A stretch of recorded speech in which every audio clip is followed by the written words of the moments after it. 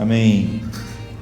Uma das grandes necessidades que nós temos, nossa geração, cada geração, é como nós devemos entender a história psicológica e social do mundo. A história psicológica e social do mundo é uma tragédia. A única tragédia maior do que a história psicológica e social do mundo é a psicologia secular e a sociologia tentando explicar a tragédia psicológica e social do mundo. Eu acho que a única tragédia maior do que essa são os cristãos necessitando para entender a história psicológica e social do mundo, se voltando para a psicologia, a sociologia e estando no mesmo problema que o mundo inteiro à nossa volta está. Lucas 22:30 diz assim: então dirão as montanhas, caiam sobre nós, e as colinas cubram-nos. Quem está falando isso é Jesus, que vai chegar um momento que as pessoas vão dizer para as montanhas, caiam sobre nós, nos cubra. Apocalipse 6:16 diz assim: eles gritavam às montanhas e às rochas. Está falando sobre o futuro da humanidade, de todos os homens. Caiam sobre nós e escondam-nos da face daquele que está sentado no trono e da ira do Cordeiro. Outro dia eu estava vendo na internet um trailer, apareceu lá um trailer de um filme que eu não vi, Cinderela, saiu há um ano atrás, em 2015. A Disney agora está com... durante um tempo as pessoas... a Disney contou essas histórias, com animações, mas de um tempo para cá começaram a fazer filmes disso, usando toda a tecnologia. Às vezes eles contam a história um pouco diferente, um pouco antes ou um pouco depois, mas esse é um filme que no trailer, onde eu estava vendo o baile lá e tal, todos nós aqui conhecemos a história de Cinderela. Você fica pensando na tensão no baile, assim, de alguém que está lá lindo, deslumbrante, mas sabe que meia-noite aquilo acaba, que aquilo tudo é só um encantamento. Então você pode imaginar assim, a tensão e o medo, e olhar para o relógio. E há um texto na Bíblia, lá no início da Bíblia, em Gênesis 3, 7, 10, depois 23 e 24, que nos apontam para essa realidade, sabe? A história psicológica e social do mundo, a tensão que eu estava lembrando ao ver o trailer de Cinderela. Diz assim: então foram abertos os olhos de ambos e conheceram que estavam nus, e coseram folhas de figueira e fizeram para si aventais, e ouviram a voz do Senhor que passeava no jardim pela viração do dia. Esconderam-se Adão e sua mulher da presença do Senhor Deus entre as árvores do jardim. E chamou o Senhor Deus a Adão e disse-lhe: onde tu estás? E ele disse: ouvi a tua voz soar no jardim, e eu fiquei com medo, porque eu estava nu, então eu me escondi. E disse Deus: quem te mostrou que tu estavas nu? Comeste tu da árvore que eu te ordenei que não comesses?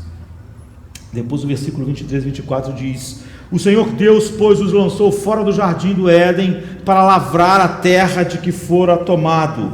E havendo lançado fora o homem, pôs querubins no oriente do jardim do Éden, e uma espada flamejante ou inflamada, que andava ao redor para guardar o caminho da árvore da vida. Então a mensagem a partir daqui de Gênesis 3 é a mensagem de como o mundo era,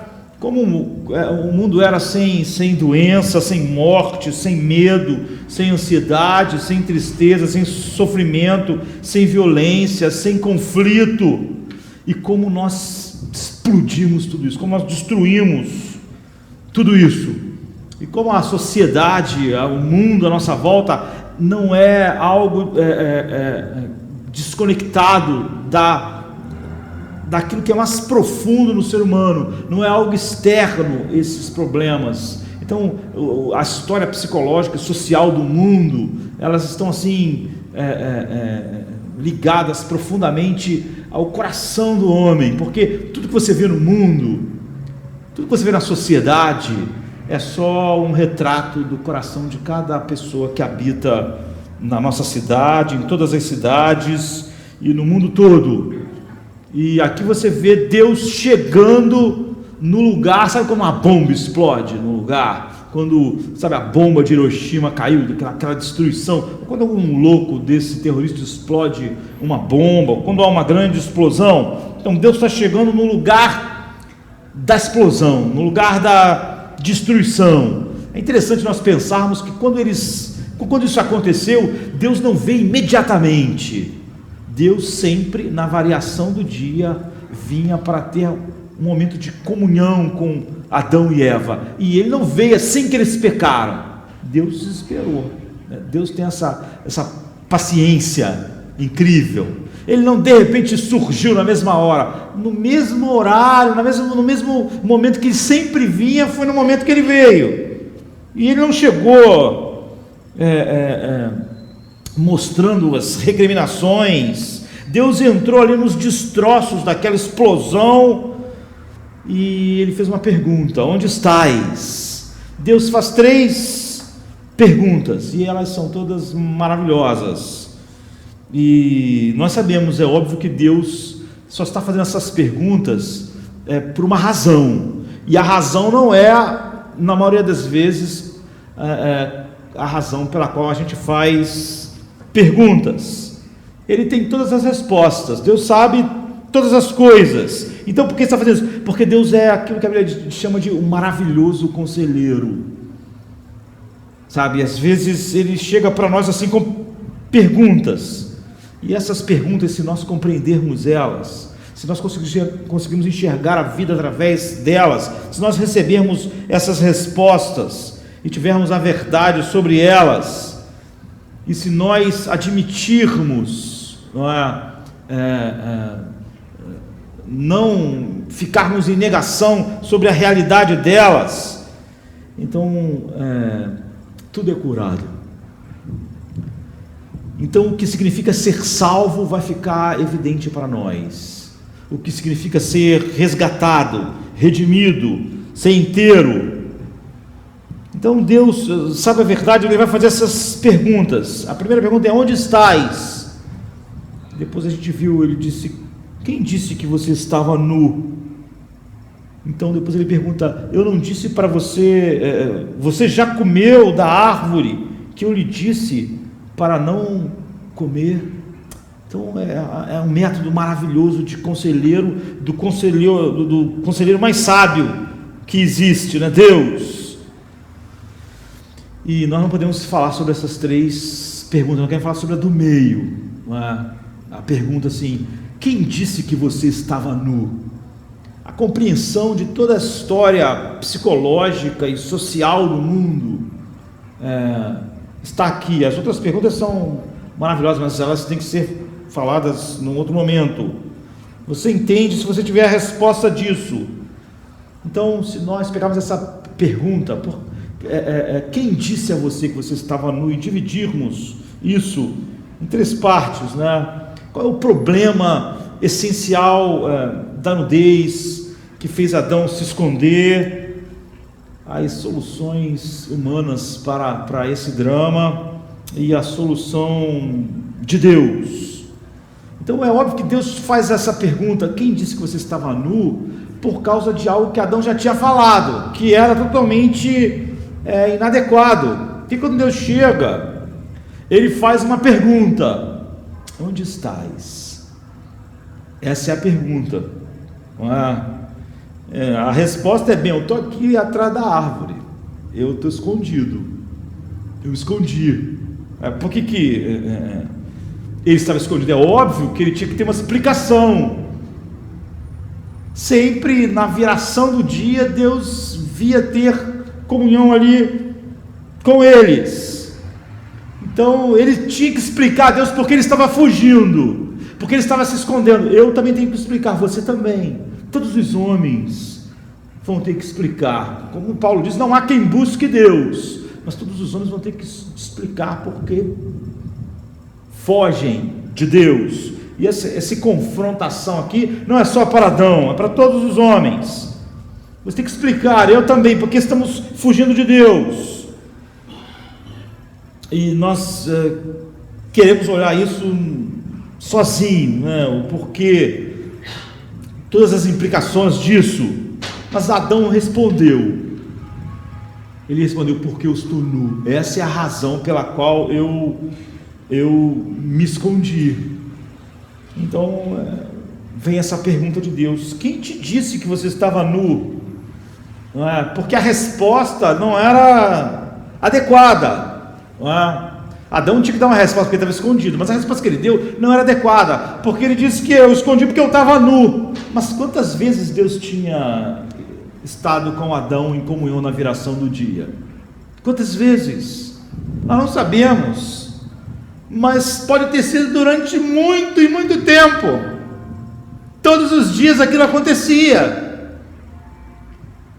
E quando Adão diz: olha, eu não posso estar diante de ti porque eu estou nu, não é uma resposta, porque ele estava nu sempre. Qual foi a vez que ele estava vestido?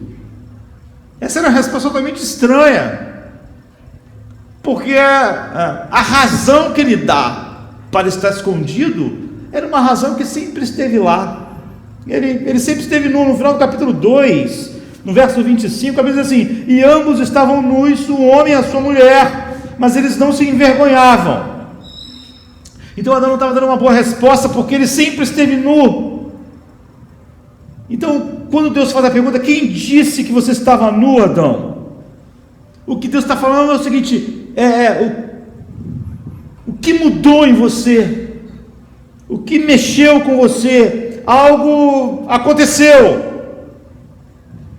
E o que aconteceu não é que de repente, sei lá, alguém foi lá e roubou. Sabe quando as pessoas tomam banho no rio e alguém vai e pega a roupa, o cara sai do rio e está nu? Não foi isso que aconteceu. Por quê? Porque Adão sempre esteve nu. Então, mas o versículo 7 diz: porque seus olhos foram abertos. É óbvio que quando a Bíblia diz que os olhos deles foram abertos, não está falando fisicamente, porque eles não eram cegos, eles sempre enxergaram. Não é que eles não enxergavam e que naquele dia eles abriram o olho pela primeira vez e quando olharam: meu, que vergonha, eu estava nu esse tempo todo e não sabia. Eu vivia nu e não sabia, mas agora meu olho abriu e eu enxerguei isso. É óbvio que não é isso. Significa que agora Adão tinha uma nova consciência da sua nudez, uma consciência que ele não tinha antes. Deus está dizendo para ele: olha, da onde veio essa nova consciência? Da onde veio essa percepção? Porque a nudez agora faz você ficar envergonhado. Porque a nudez originalmente significava ser totalmente conhecido, estar totalmente vulnerável e conhecido.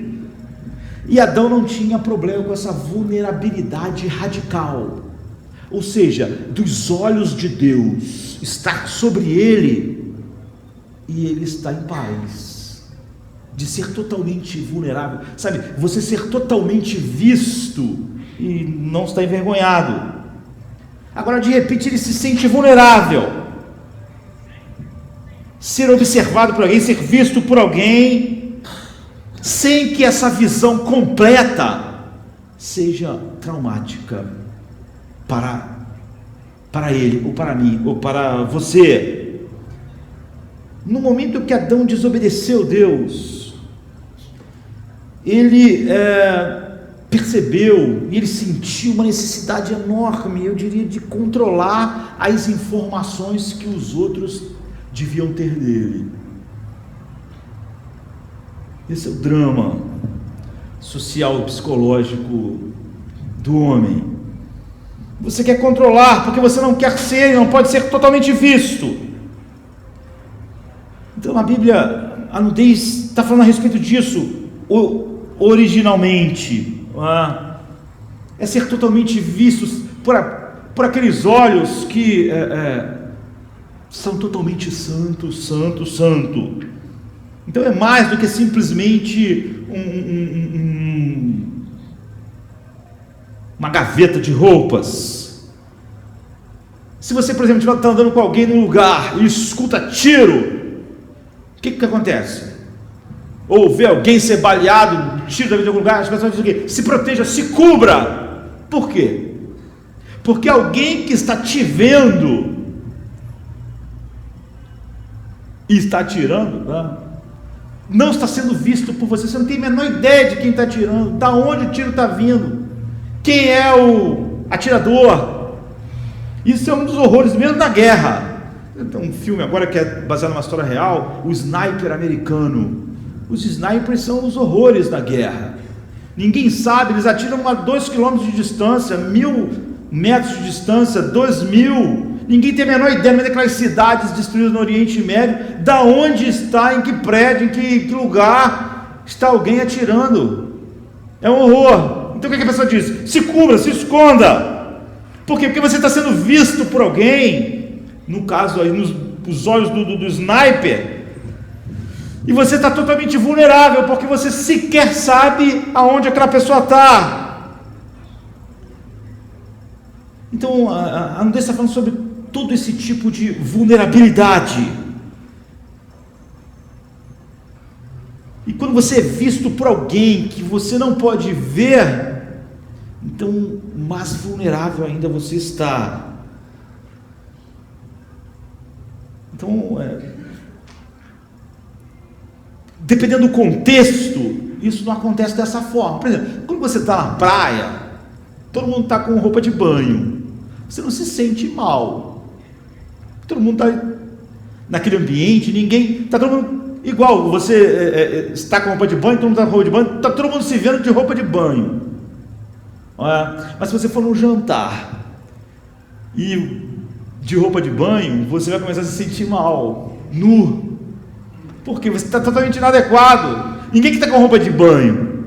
Eu só estou vendo gente com roupas e tal, e só eu de roupa de banho. As pessoas estão me vendo e eu não estou vendo elas, sabe? Então isso fala sobre a vulnerabilidade.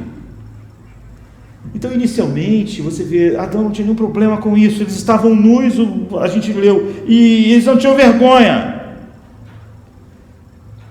Então você já teve a experiência de alguém se abrir com você, contar algo que é embaraçoso para ela, e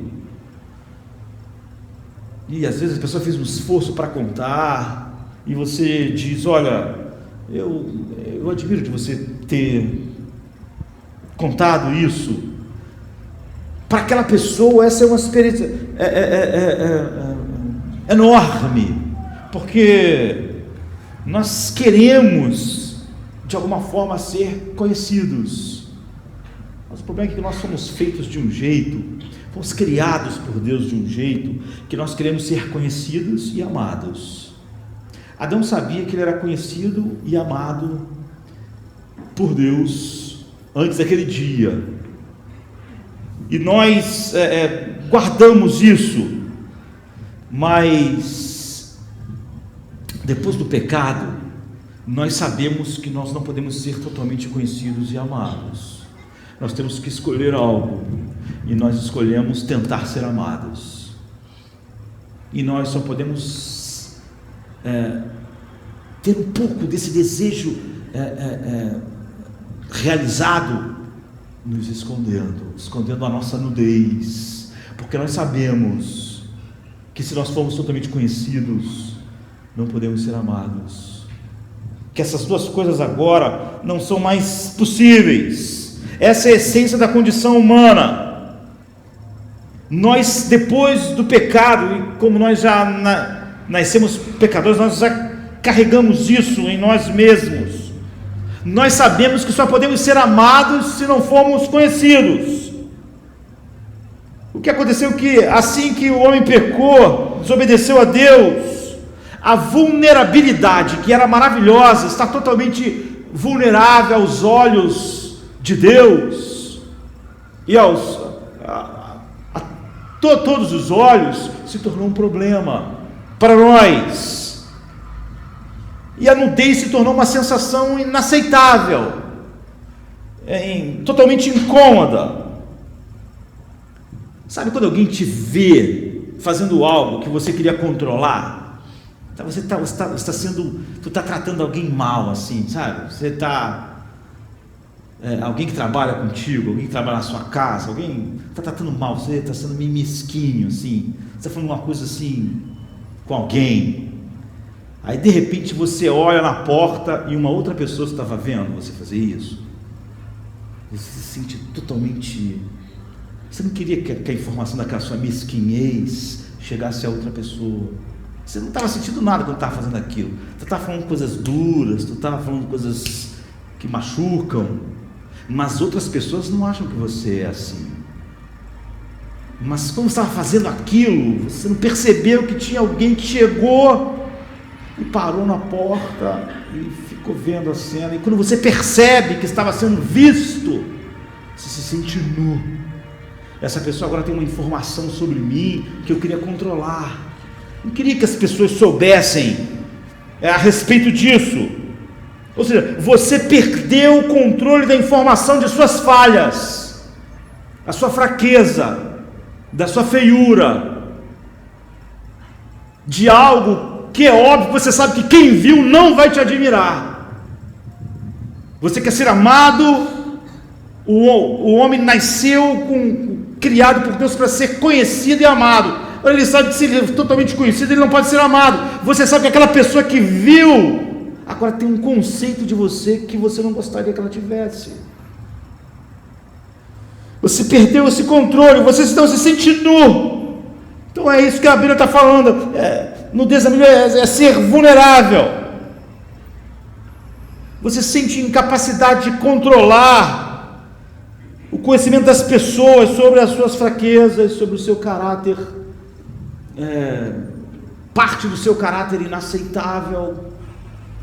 Não, o horror de saber que alguém soubesse o que eu estou pensando, o que eu pensei em determinado momento. E por exemplo, há uma obra chamada A Morte do Caixeiro Viajante, de Arthur Miller, né? Foi uma obra uma peça famosa na Broadway, depois virou filme, depois virou tudo, né? E uma das cenas mais impactantes é que o caixeiro viajante, Willy Loman, se eu não me engano, ele tem um filho e ele trabalha há 34 anos numa empresa e tal. Essa empresa entra em decadência e tal, ele está vivendo problemas, ele não sabe bem lidar com esses problemas, ele inventa um monte de mentiras para lidar com esse problema. Caixeiro viajante viaja muito, não fica muito tempo em casa, e ele é um cara cheio de problemas no seu caráter, em seu casamento. Mas o filho dele, o Biff, se eu não me engano o apelido, ele adora o pai, ele acha o pai maravilhoso, e o pai tem essas crises por causa desses problemas, suicídio. Ele é a única pessoa que tem uma visão do pai que não está focada na realidade. Ele dá uma dourada assim na visão que ele tem do pai dele. E um dia ele vai a Boston, porque ele acha que o pai dele está com um problema, ele quer ajudar o pai. Ele não pensa igual a mãe dele, ele não pensa igual as pessoas, ele vê o pai de uma maneira idealizada. Então ele vai a Boston, ele quer ajudar o pai dele. E ele chega lá e encontra o pai num quarto de hotel com uma outra mulher.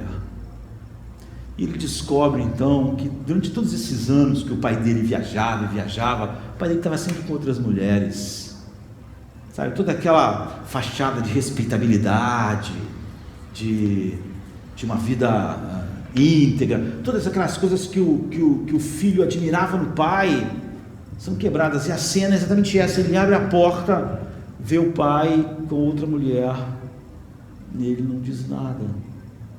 Ele está vendo o pai nu, entende? E o pai de repente olha e vê ele. Essa cena eles não trocam nenhum diálogo muito grande assim. Ele só diz: eu não quero nunca mais saber de você. Ele viu o pai pela primeira vez de verdade, viu o pai nu. Durante 30 e poucos anos de carreira, e durante a vida do menino, que ele não chega a ter 30 e poucos anos, mas ele viu o pai de uma maneira idealizada. Agora está vendo o pai nu. É isso que é o horror do homem, é isso que era o horror de Adão, é esse o grande problema psicológico e sociológico do homem. Nós temos um pesadelo com isso. a razão pela qual todos nós temos medo de ser expostos. O homem foi, originalmente, quando nós fomos criados para ser totalmente conhecidos e amados. Totalmente conhecidos e amados. Agora todos nós temos a absoluta certeza que se alguém nos conhecer totalmente, é impossível ser amado.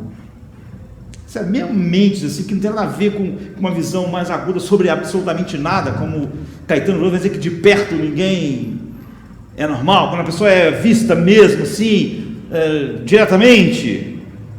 Agora nós acreditamos que nós não podemos ter essas duas coisas juntas, ou nós vamos ser totalmente conhecidos, ou vamos ser amados. As duas coisas não podem mais andar juntas.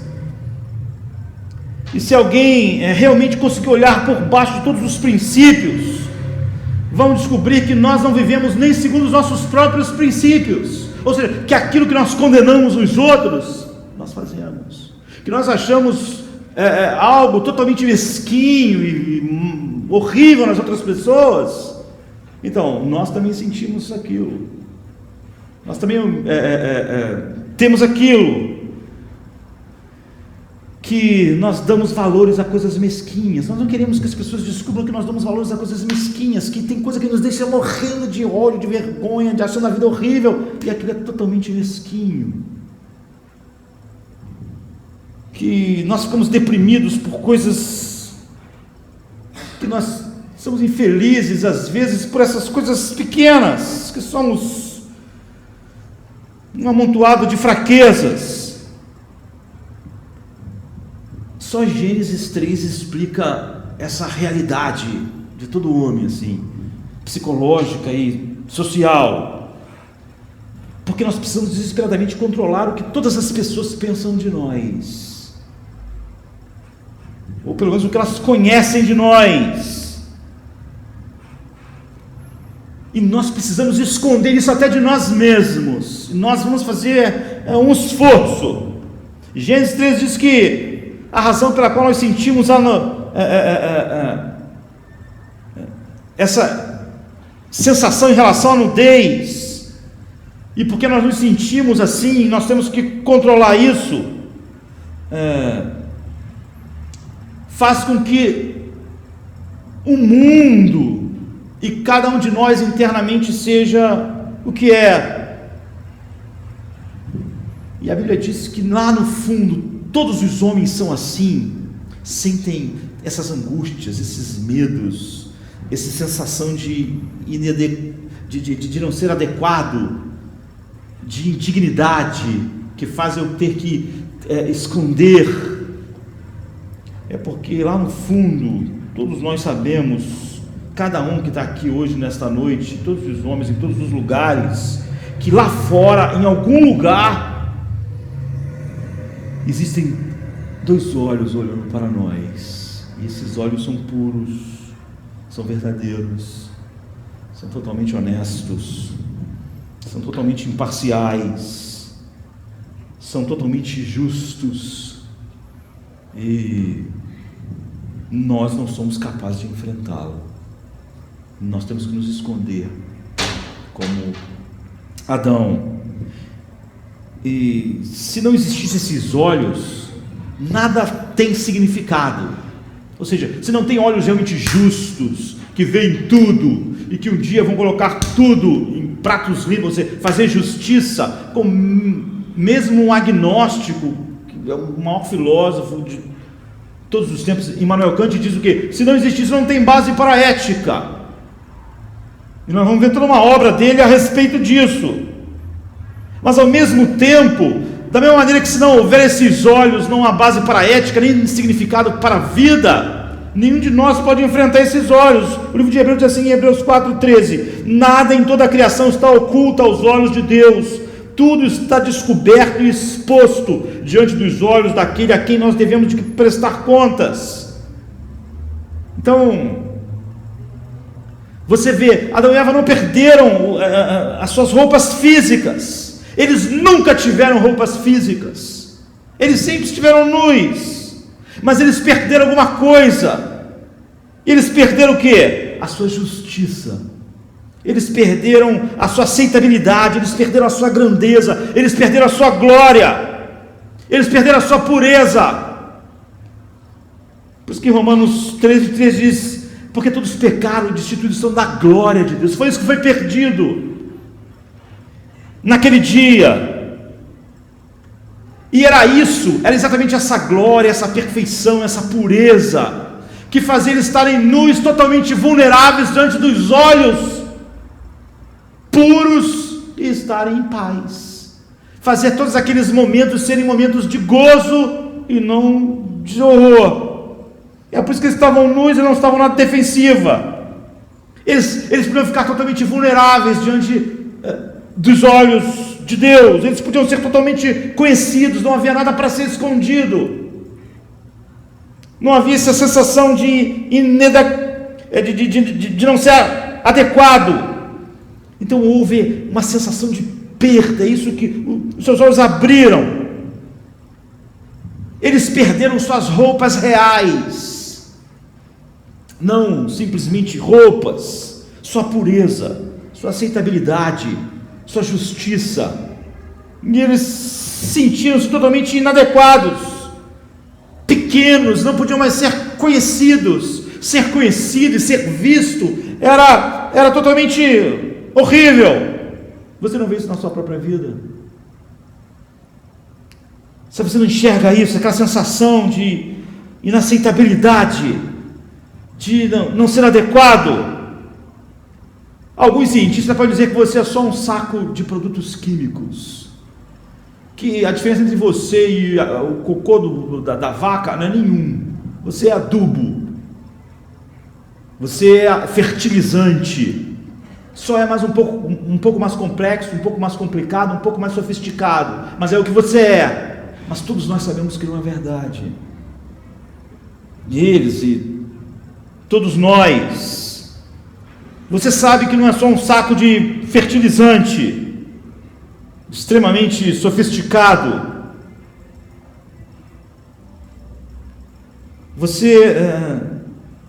É por isso que a vida te decepciona. Mas se você é um saco de fertilizante, o que na vida poderia te decepcionar? Porque a vida e o mundo, porque há esse drama histórico, psicológico e sociológico na história do homem. Há uma sensação de perda. É um traço da memória perdida, de que nós fomos feitos para ser conhecidos e amados. E essa grandeza foi perdida, o paraíso foi perdido. É o que a Bíblia mostra. E tudo que nós temos é a sensação de não sermos aceitáveis. Nós não somos aceitáveis, mas nós desejamos ser amados, mas nós perdemos algo. E agora nós temos que controlar todas as informações sobre nós, se nós queremos ter alguma coisa que nós possamos chamar de amor. Essa sensação de estar nu. E isso vem, a Bíblia diz, da realidade da qual nós somos criados, para ser conhecidos e amados. E agora, isso está partido em nós. Nós sabemos que nós não podemos ser conhecidos e amados. E a segunda coisa, então, é a solução disso. A segunda coisa que a Bíblia diz sobre esse problema é que nós somos muito criativos, totalmente criativos, para tentar cobrir essa nudez. Se você quiser entender o comportamento humano, se você quiser entender então a história da psicologia e da sociedade, se você quiser compreender você mesmo, se eu quiser me compreender, eu tenho que perceber que a raiz de tudo é essa necessidade e desejo de cobrir a nossa nudez. Você pensa, se eu conseguir cobrir, se eu conseguir esconder, se as pessoas verem algo que elas possam amar. Então, em alguns versos, Adão e Eva, eles têm 3 coisas para encobrir. Isso revela um monte de coisa para nós. A primeira coisa, eles escondem um do outro. Agora, Eles costuram roupas para se tapar. De quem? De um do outro. A segunda coisa é que eles ficam atrás da árvore para se esconder de quem? Dos olhos de Deus, porque você vê que eles estavam escondidos lá atrás da árvore por causa de Deus. Eles tinham roupas para se esconder um dos outros, atrás da árvore para se esconder de Deus. Mas a terceira coisa que eles fazem é que eles começaram a dizer: não, ó, isso aconteceu porque a mulher que tu me desse, ela fez isso e isso, e ela disse: não, mas a serpente, enfim. Eles estão fazendo o que aqui? Eles estão tentando encobrir deles mesmos a nudez deles. Eles tentam, o homem tenta encobrir a nudez um do outro, a nudez diante de Deus, e tentamos cobrir de nós mesmos, dizendo: não, esse pensamento foi mesquinho, mas é porque aquela pessoa fez aquilo. Isso em mim não é adequado, mas é porque nós temos que encobrir de nós mesmos, porque nem nós conseguimos nos olhar totalmente nus, sem ficarmos, encarar a realidade, sem nós mesmos não sentirmos o horror da realidade. Então nós precisamos cobrir de nós mesmos. Você pode ver isso nos comportamentos mundanos comuns, mais ridículos, e naquelas coisas mais profundas que definem a sua alma. Quando você, por exemplo, conhece um solteiro, né? Conhece alguém e marca um encontro, vai encontrar a pessoa, tudo que a pessoa quer fazer o quê? Por exemplo, se a pessoa vai lá no apartamento do outro, na casa do outro buscar o outro, o apartamento tem uma bagunça, tudo jogado, roupa no chão, tal. Você pensa: não vou querer que essa pessoa venha aqui me buscar, porque você vai ver isso, ela vai saber o quê? Que eu sou totalmente bagunçado, desorganizado. Eu não quero que ele saiba isso. Eu quero que ele ache que eu sou uma pessoa organizada. Você vê, é assim. Nas coisas mais comuns, você marca para te pegar lá no outro lugar. Ou então, se não tiver jeito, a pessoa tiver que ir na sua casa, você vai fazer uma limpeza que tu não faz nos últimos 10 anos. Vai limpar tudo, arrumar tudo. Para quê? Para a pessoa ter uma visão de você. Como essa pessoa é limpíssima. Essa pessoa é uma pessoa organizada. Você quer que ele tenha uma visão que é falsa. Você quer cobrir a sua nudez. Você não quer que ele veja a realidade. Você quer que ele veja outra coisa. E quando você vai conversar com alguém assim, você só vai falar sobre assuntos que você acha que você domina. Assuntos que você acha que você é capaz de falar sobre aquilo com uma certa profundidade. Porque você não quer que a pessoa pense que você é ignorante. Vai que toque num assunto que você fica evidente, porque você é burra. Você não quer isso. Você quer esconder. Eu não vou falar sobre nada que pareça que eu não sou inteligente. Eu vou escolher aqueles assuntos que pareça que eu sou inteligente. Nas coisas mais comuns, nas coisas que definem a nossa vida. Por que nós trabalhamos tão duro? Porque nós sentimos que nós queremos mostrar que a nossa vida vale a pena, que ela tem um valor. Então a gente diz: eu vou trabalhar até chegar nesse nível, e depois eu tenho que trabalhar muito para manter pelo menos o nível.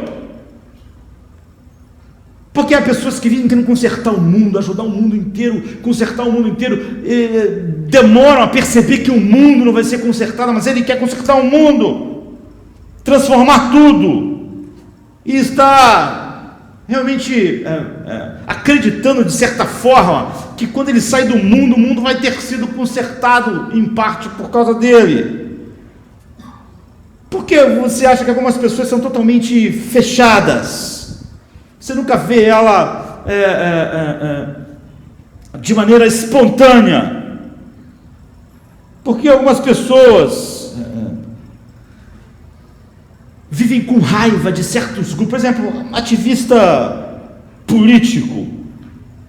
São pessoas que estão sempre falando sobre outras pessoas que estão arruinando a vida delas, ou que arruinaram a vida de alguma coisa, sempre assim, dizendo que a culpa da vida delas ser assim é por causa de determinadas coisas, de determinadas pessoas, ou determinados conjuntos de pessoas.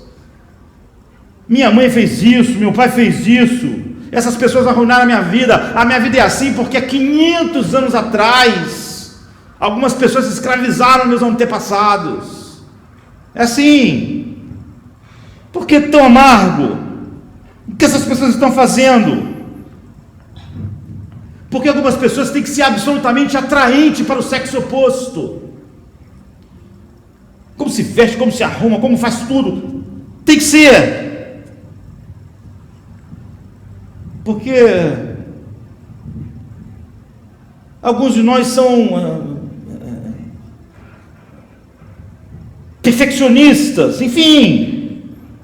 Sabe, o trabalho, a raiva, a maquiagem, a ideia de que eu vou trabalhar muito e mudar o mundo, são tudo folhas de figueira. Você sabe que tem falhas, você tem esse sentimento de inadequação, esse sentido de ser inaceitável, você não pode lidar com isso, mas você pensa, se eu trabalhar freneticamente, eu não sou igual aos outros. Se eu ajudar o suficiente, se eu ficar com raiva suficiente das pessoas que são as responsáveis, então eu vou sentir que não é minha culpa. A culpa do mundo, a culpa da sociedade, a culpa da vida humana, até a culpa dos meus problemas, não é minha culpa. Eu tenho que fazer algo, esconder mais, encobrir esse sentimento de impureza, e é assim que funciona. Eu já falei a vocês que há um livro de 1943 de Jean-Paul Sartre, que é o que impulsionou o existencialismo no último século, no mundo, chamado O Ser e o Nada. Então há um capítulo chamado O Olhar. Eu já falei com vocês a respeito disso. O que há interessante nesse capítulo é que é um cara, uma pessoa que está olhando no buraco de uma fechadura de uma porta para alguém, ou mais de um alguém lá do outro lado. Ele está feliz porque ele está conseguindo olhar sem ser visto. E isso é ser um desejo enorme no ser humano, o desejo de saber coisas sobre os outros sem as pessoas saberem sobre você. Outro dia alguém me disse assim: eu queria ter o poder de ficar invisível. Eu falei: por que você queria isso? Porque eu queria ir lá em Brasília, e eu ia filmar tudo, aqueles caras combinando aquelas coisas, aqueles safados. Aí eu falei assim: mas se tivesse uma pessoa invisível que fosse para a sua casa, você ia gostar que ela estivesse lá filmando você? A pessoa ficou assim: não, né? Esse é o desejo que eu me tenho de ser Deus, ver sem ser visto. É sobre isso que Sartre está falando lá. Esse desejo de estar olhando o buraco da fechadura, você está tudo contente, mas sabe o que acontece? Quando ele vai desenvolvendo o capítulo, o olhar no livro, essa pessoa percebe, ela escuta um barulho e vê que tem uma porta, e lá na porta tem outra pessoa atrás da porta olhando para ela no buraco da fechadura. Então ela fica com raiva. Por quê? Ela diz: isso faz eu perder minha liberdade. Se alguém que eu não vejo, que eu não controlo, me vê, eu já não tenho mais liberdade. Porque eu queria ficar aqui olhando, mas agora não posso ficar olhando, porque alguém está vendo que eu estou olhando, e a pessoa está dizendo: olha que coisa, olha que cara, o cara está ali olhando. Como é que pode? Ele olhando para o outro no buraco da fechadura. Ele perdeu a liberdade dele, porque agora ele sabe que quem está lá no buraco da fechadura está recriminando ele, como ele estava recriminando as pessoas que ele estava vendo pelo buraco da fechadura, seja lá o que elas estivessem fazendo. Ele agora diz: eu sou desumanizado quando alguém me vê e eu não vejo, porque eu não tenho controle, eu sou desumanizado, eu perco a liberdade. Agora, por exemplo, eu queria a liberdade de continuar olhando no buraco da fechadura, mas eu não posso mais olhar, eu não sei quem está olhando lá, eu não sei quem está vendo, o que essa pessoa vai pensar de mim? Que visão ela vai ter de mim se ela me vê assim? Eu fiquei desumanizado. Então ele diz: Deus não pode existir, porque se Deus existir, eu não sou livre. Se o vidente, o que vê, é invisível, então eu não sou livre. Porque eu não sou livre por causa desses olhos. Então você vê como as pessoas, pode pegar as coisas mais profundas, como a religiosidade, por exemplo, como as pessoas às vezes são duras em sua religiosidade, são desagradáveis, não é? Estão sempre na defensiva, se comparam, hostis, porque a religiosidade delas é só uma folha de figueira. É como Paulo, por exemplo, não é? Até chegar um momento que diz, não há diferença. Quando não há esse momento, a religiosidade é uma flor de figueira, é uma maneira de dizer, mas eu não sou igual àquelas outras pessoas, eu não sou igual. Você vê que isso é que consome o ser humano. A irreligiosidade é a mesma coisa. Você vê, a religiosidade gera isso, né? Mas a irreligiosidade é a mesma coisa. Alguém estava dizendo que estava pregando num campus universitário, uma menina extremamente hostil, assim, tal, tudo aquilo. E de repente, depois falou assim, não sei como alguém pode acreditar nessas coisas que você diz, esse negócio atrasado, ultrapassado, e começou a falar um monte de coisa sobre vários argumentos e tal. E depois que acabou aquilo, foi conversar com uma menina e tal, e foi conversando, até que ela, tentando saber de que forma ela chegou àquele ponto, assim. E ele descobriu que, na verdade, até um ano atrás ela era cristã, criada por uma família cristã. E então ele perguntou assim, mas em que momento você ficou assim, desse jeito? Foi na época do determinado evento. Mas o que aconteceu? Foi uma mudança na sua vida importante. O que aconteceu? De você ter parado de acreditar e agora você tem todos esses argumentos, essa acidez. E ela disse assim, não, foi desde que eu resolvi morar com um rapaz aqui da universidade. Eu fiquei apaixonado por ele, resolvi morar com ele, minha família não aceitou, e então de repente ele percebeu, assim, ela não suportava os olhos, o olhar de Deus. Ela sentiu peso. Por que aquilo agora é um incômodo enorme? Porque agora você sabe que você está numa posição em que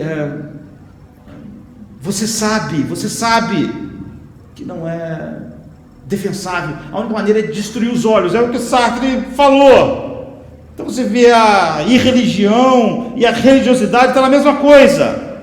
Sartre diz, porque Deus pode me ver, eu não posso ver, eu sou desumanizado. E para mim ser livre, Deus não pode existir. Então Deus não existe. Porque se Deus existe, eu me sinto totalmente mal com a ideia de que Ele está vivendo quem eu sou. Você vê o argumento de Sartre, o grande pensador, não é que ele não pode acreditar em Deus só porque isso faz ele se sentir mal. É como se qualquer coisa que você fizesse você se sentir mal, você passasse a não acreditar e aquilo não existisse porque faz você se sentir mal. Você vê, onde está a lógica? Você não acredita em Deus porque você não gosta. Tudo que eu não gosto, eu não acredito que existe. Isso não faz sentido, não é um argumento lógico. Porque se ele existir e ver, eu não sou livre. É alguém no buraco da fechadura que vê tudo e eu não vejo nada. Mas aqui está o ponto. Não importa quanto a pessoa queira consertar isso, ou com religiosidade, ou com a irreligiosidade, como Sartre e a menina, não importa. Quão duro você tem que negar os olhos lá fora, você continua se sentindo mal. Você continua tentando controlar as informações que as pessoas têm de você. Você continua sabendo que ou você é conhecido ou amado. Veja, a serpente falou para Adão e Eva exatamente o que Sartre está nos dizendo. Ele disse, olha, a serpente, levante-se por si mesmo. É uma boa definição. A serpente era existencialista. Decida o que você é, porque a tua vida... Porque Sartre disse, se Deus não existe também, a vida não tem sentido. Não existe coisa... Você não pode dizer que uma coisa é má, apesar de que ele dizia o tempo todo. Mas, pelo menos teoricamente, era assim. Você não pode dizer que matar alguém é maldade, que Hitler cometeu uma maldade, porque se Deus não existe quem defina isso. Mas ele dizia que aquilo era errado, apesar disso. Então ele não pode viver racionalmente baseado na sua própria teoria. O que a serpente disse para Adão e Eva foi o seguinte: escreva o seu próprio script, cante sua própria canção, seja o seu próprio personagem, não tenha medo de nada, seja autêntico. Mas agora os dois estão aqui aterrorizados. Agora o homem está cheio de problemas internos, apavorado se alguém vai conhecê-lo realmente. Então alguém pode dizer para mim ou para você, ou você pode dizer: eu não acredito no pecado, eu não acredito no inferno, eu não acredito no juiz. Mas todas essas afirmações humanas não consertam a sensação de inadequação, porque você não funciona. Todas essas tentativas de não perceber esses olhos, todo ser humano continua com um sentimento de condenação. É por isso que ele tem que esconder o que ele é de verdade, ele tem que controlar as informações a respeito dele, porque todo ser humano tem um senso de julgamento, e ele mesmo tenta esconder dele mesmo, mas não consegue finalmente, mas tenta esconder dos outros tudo aquilo que ele sabe que não é digno. Há uma voz dentro de nós dizendo para todo mundo: vocês são covardes, são covardes. Os que são mais bem-sucedidos em esconder, trabalham duro, ou aqueles que são religiosos, ou os religiosos, mas que estão tentando dizer para si mesmo: eu não sou igual, estão tentando cobrir a nudez. Todo mundo está tentando cobrir a nudez, porque todo mundo percebe, todo mundo tem aquelas coisas que enxerga como totalmente condenáveis e que os homens não podem ver. Nós colocamos culpa em quê? Nos complexos, colocamos culpa no estresse, colocamos culpa nos nossos pais. Nós só estamos secularizando a culpa, você vê, porque nós não podemos nos livrar dela. Nós temos que explicar isso aí por causa do estresse que eu tenho, que eu fico assim às vezes, ou então isso são complexos que vieram da infância, porque isso está lá. Há uma sensação de perda, há uma sensação que você não pode evitar, e isso é o vidente invisível. Não importa o quanto você trabalhe duro, tente ajudar as pessoas a mudar o mundo, será aquela pessoa que quer mudar o mundo, não importa quão religioso ou irreligioso, nós não podemos encobrir de nós mesmos o grito: você é um covarde. É isso que Shakespeare diz, um ótimo lugar, né, em Hamlet, quando há aquela frase famosa, ser ou não ser. Ele está discutindo se suicidar, porque nós não acabamos com essa vida horrível que a humanidade vive, que nós vivemos, mesmo sabendo que estamos condenados à morte. E ele diz: ser ou não ser, eis a questão. Será mais nobre sofrer na alma pedradas e flechadas, ou seja, todo o horror psicológico e sociológico do mundo, ou pegar em armas contra um mar de angústia e combatendo essas angústias, esses dramas, dar-lhe o fim, morrer, dormir, só isso, e como o sono, dizem, extinguir dores do coração e as 1000 mazelas naturais da vida. Porque nós não nos matamos? É o que Hamlet está perguntando. Porque nós acabamos com a dor.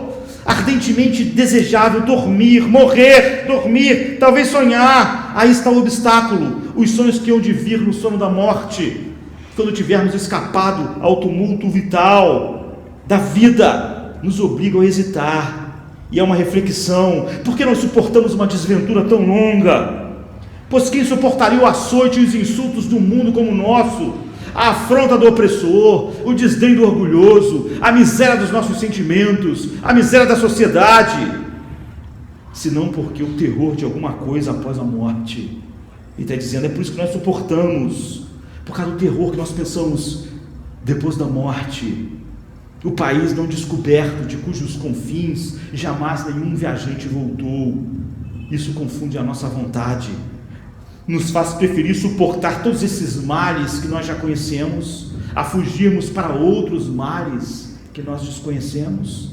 E assim, a reflexão faz de todos nós covardes. E diz o seguinte: nossa consciência faz de todos nós covardes, porque todos nós temos uma sensação, e uma sensação de que depois da morte nós vamos nos encontrar com esses olhos invisíveis.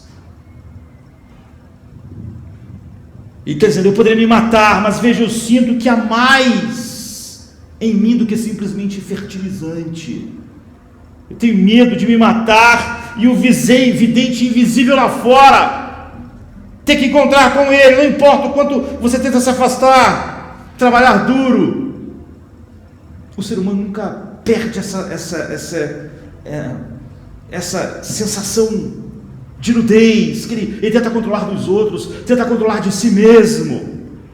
Ou seja, meia-noite está chegando, Cinderela, o encanto vai acabar, as pessoas vão ver você sem o encanto, vão ver como você é, sem a roupa linda, sem a carruagem, vai virar abóbora para todos nós. É isso. E é esse senso de inadequação, essa sensação de perda. É por isso que as pessoas se escondem. Já viu essas entrevistas ridículas que são todas aquelas pessoas que falam assim: qual o seu maior defeito? Pessoas assim, a gente até sabe já, eu sou perfeccionista demais. Você está escondendo a verdade. Eu sou muito pontual, eu sou muito exigente comigo mesmo. Por favor. A pessoa ela não diz assim: eu sinto inveja, sabe? Meu maior defeito é que eu sinto inveja. Sabe aquela mulher, eu estou com inveja dela. Sabe o dinheiro daquele lá? Eu sinto inveja do dinheiro dele.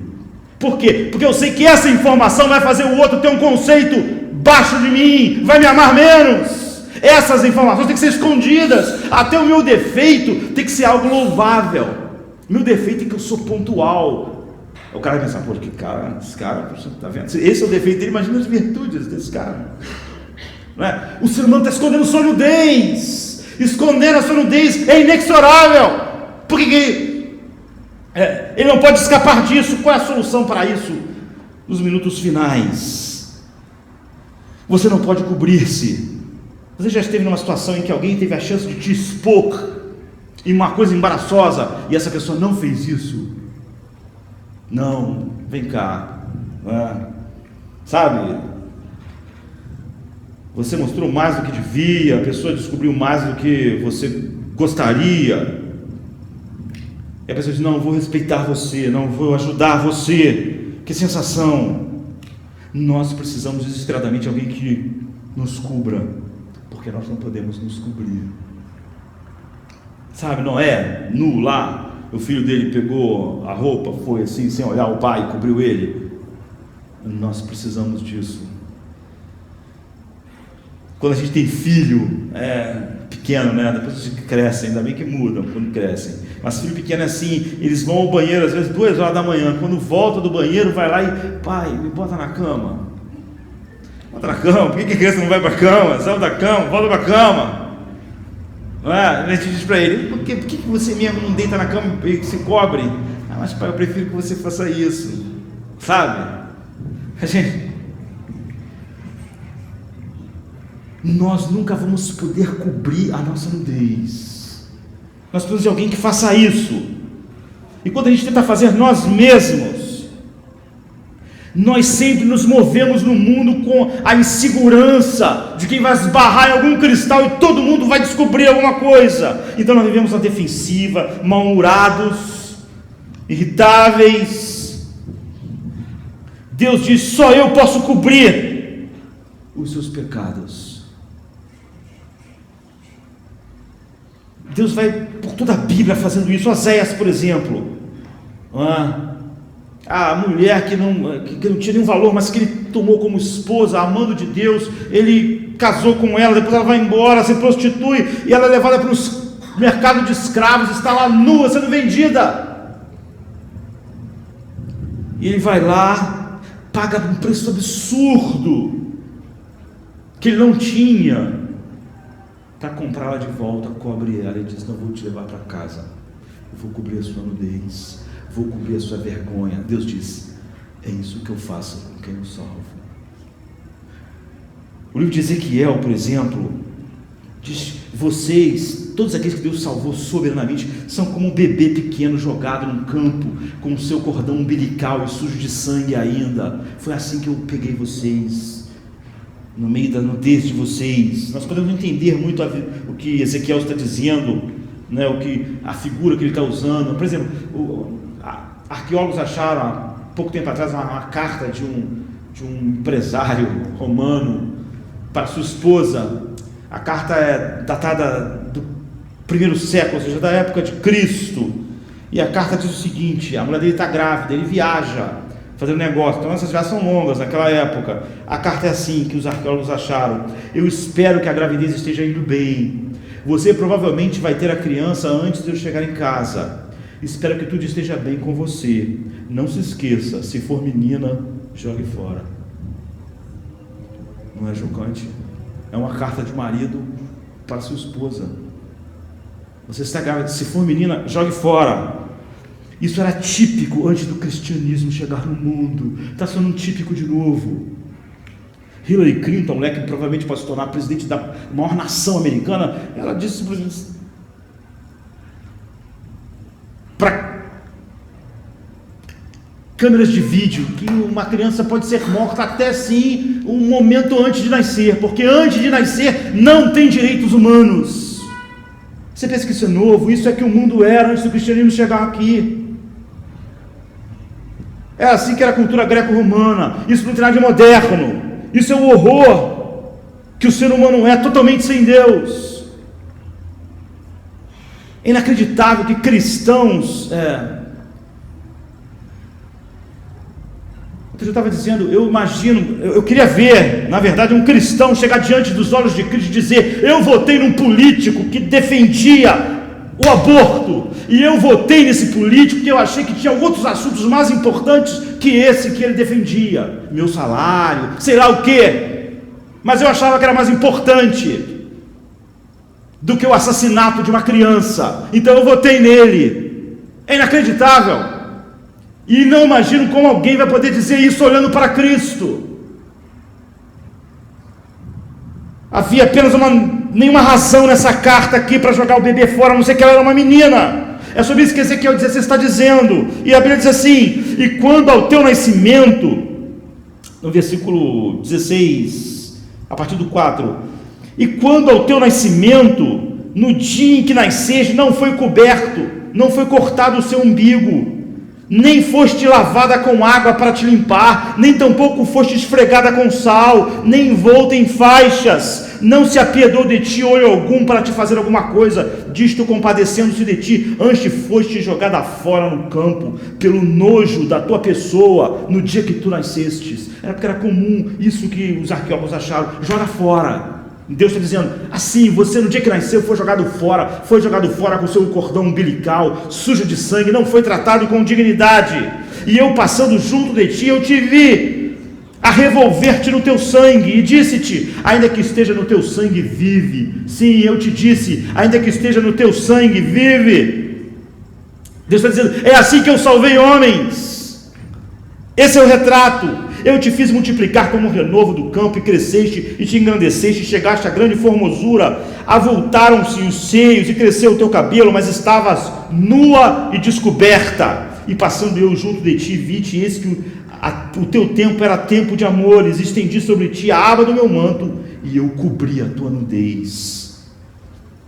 Esse é o tipo de Deus que eu sou.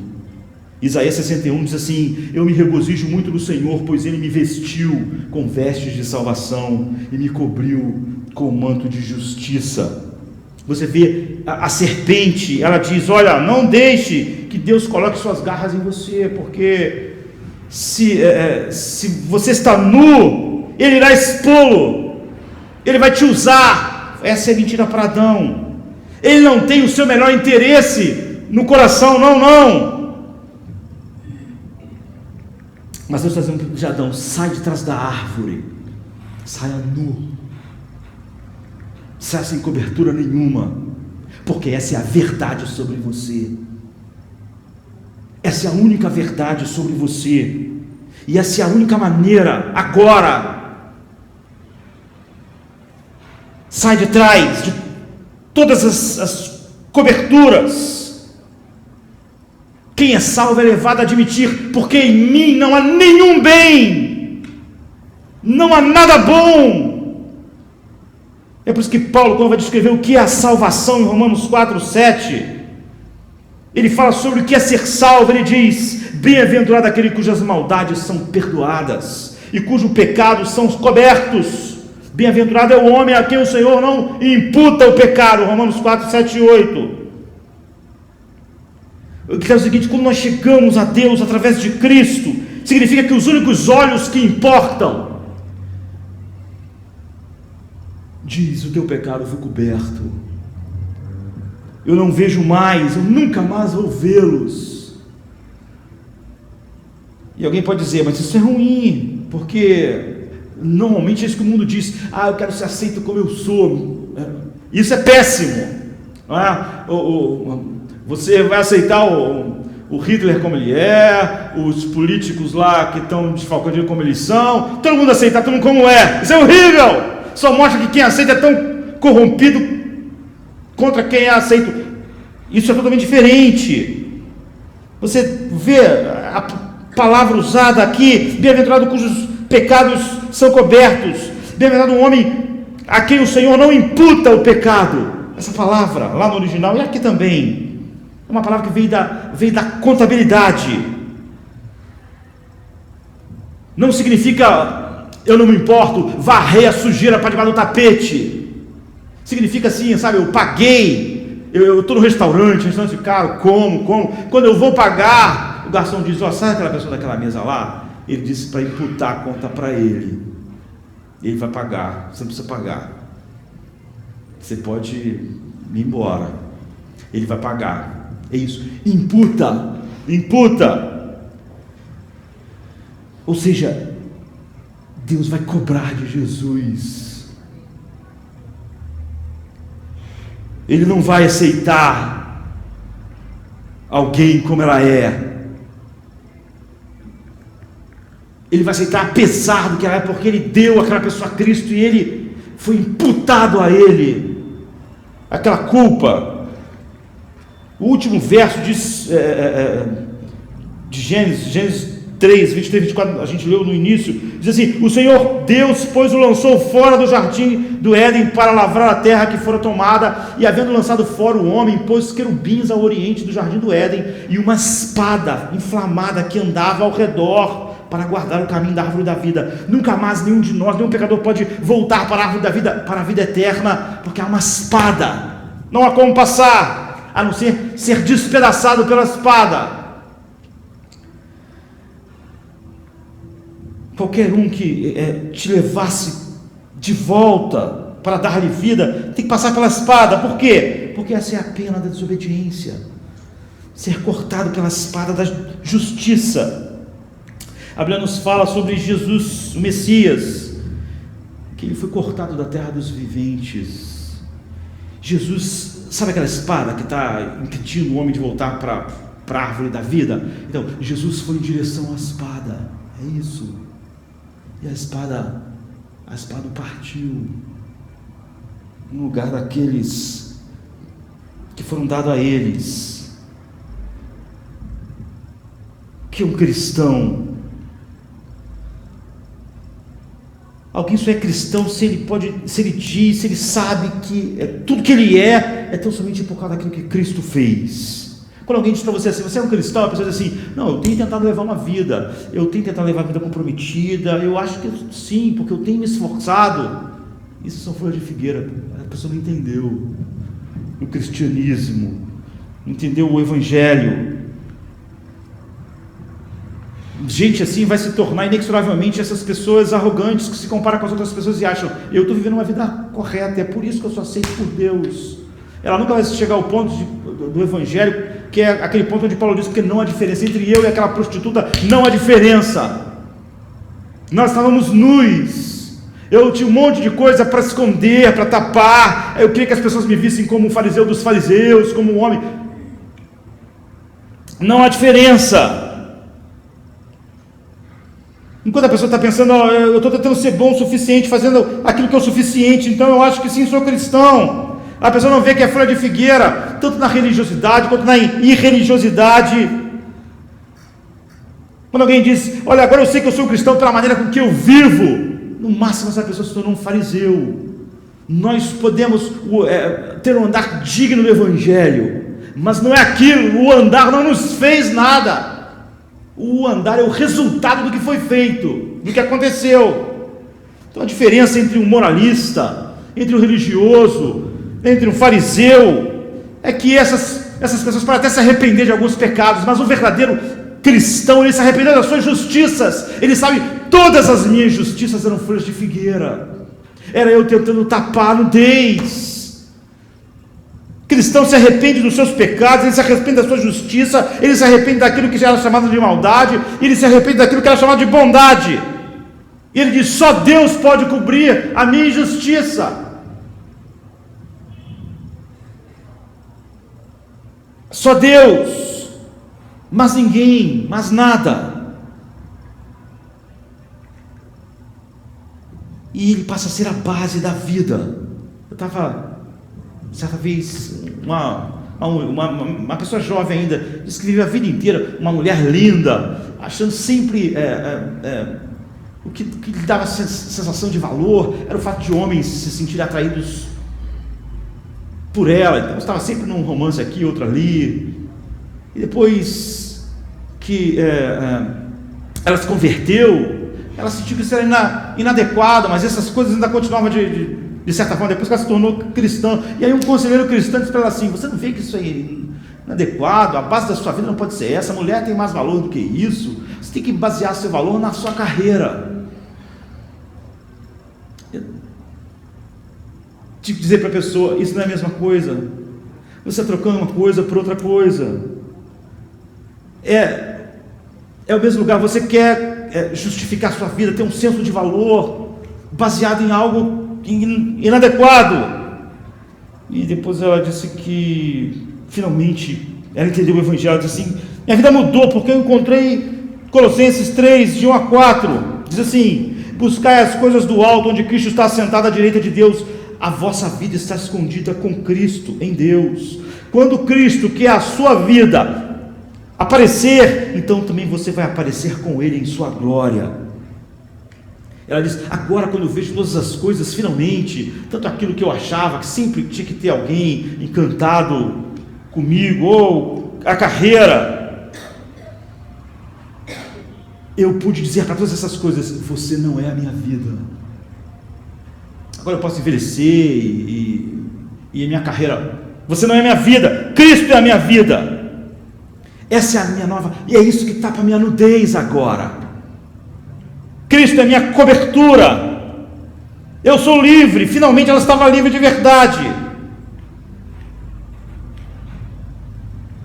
Você só é cristão de verdade se Deus cobriu você, cobriu sua nudez. Sabe, como uma criança que diz: pai, me cobre, você não pode fazer isso. Mas então é meia-noite, Cinderela, o que nós vamos fazer? Mais terrível verso é aqueles que nós lemos no início: então dirão as montanhas, caiam sobre nós e nos cubra dos olhos daquele. Essa é a sensação de nudez final diante de Deus. Ou Apocalipse 6,16, eles gritavam: as montanhas caiam sobre nós e nos esconda da face daquele que está sentado no trono. É uma nudez tão horrível que eu prefiro que uma montanha caia sobre mim, mas que me tape. Cada um de nós quer ser conhecido e cada um de nós quer ser amado. Nós fomos criados assim, porque quando nós fomos criados, nós estávamos totalmente vulneráveis, abertos, e podíamos ser amados. Mas por causa do pecado, nós temos certeza absoluta, que é impossível alguém conhecer tudo sobre nós e nos admirar e nos amar. Nós inventamos essas coisas, que nossos defeitos são pontualidade, perfeccionismo, exigência. Se alguém chegar no final assim, tudo que ele vai poder gritar é para as montanhas cobrirem a sua nudez, caia sobre nós. Mas quando Deus nos cobre em Cristo, com o seu manto de justiça, como Isaías disse, sabe, a bênção de Deus vem sobre nós, a bênção levítica, né? O Senhor te abençoe e te guarde, o Senhor faça resplandecer o seu rosto sobre ti e tenha misericórdia de ti, o Senhor levante o seu rosto sobre ti e te dê a paz. Nós temos isso quando nós saímos de trás da árvore, sabe, nós soltamos todas as folhas de figueira. Deus nunca aponta um pecado em nós que Ele não possa perdoar, nunca. Mas nós essa realidade duríssima de estarmos realmente nus, nada que cubra vergonha alguma.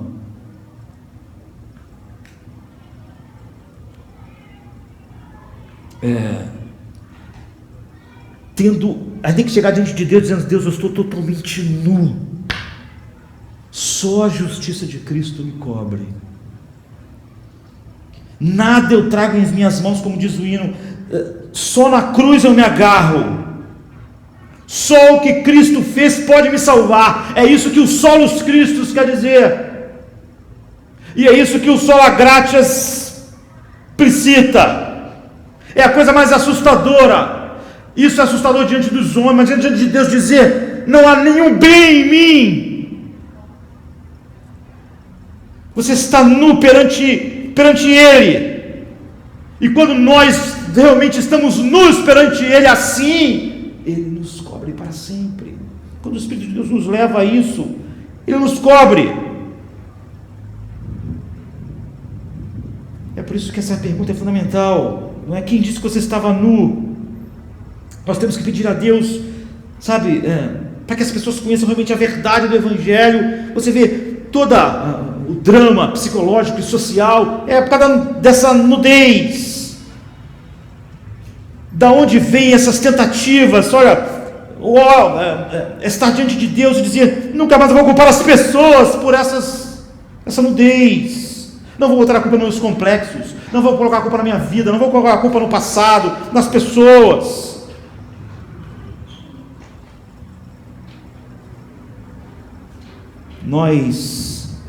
Se nós já conhecemos a verdade, então vamos estar atentos. Se nós somos cristãos, há a tendência de nós voltarmos a essas coisas que justificam a nossa vida, dão valor à nossa vida, essas folhas de figueira de novo, e confiarmos apenas na justiça de Cristo. É isso que é o Evangelho. Deus pode nos cobrir, mas nada pode nos cobrir, e quando Ele nos cobre, nós estamos totalmente encobertos diante dos únicos olhos que importam. E esse clamor horrível: então dirão as montanhas, caiam sobre nós, ou gritavam as montanhas e as rochas, caiam sobre nós e nos escondam da face daquele. Isso se vai. Você vê todo o drama, toda a história psicológica e social do mundo é por causa da nudez. Todos estão tentando tapar a sua nudez. Isso acaba não quando tragicamente os cristãos estão se apegando às mesmas coisas que o homem na psicologia secular, na sociologia, tentam colocar como folhas de figueira desesperadas, tentando escapar dessa essa sensação inadequada interna que o homem tem de si mesmo diante de olhos invisíveis e de todo mundo à nossa volta. Tu vê a tragédia da psicologia, da sociologia, estar no lugar do Evangelho. Você não pode entender o homem, não pode entender você não pode ter a peça do quebra-cabeça que explica você mesmo, seus medos, suas mentiras, suas justiças. Você não pode bradar solos Cristos, não pode viver de maneira digna do Evangelho. Vamos ficar de pé, vamos orar.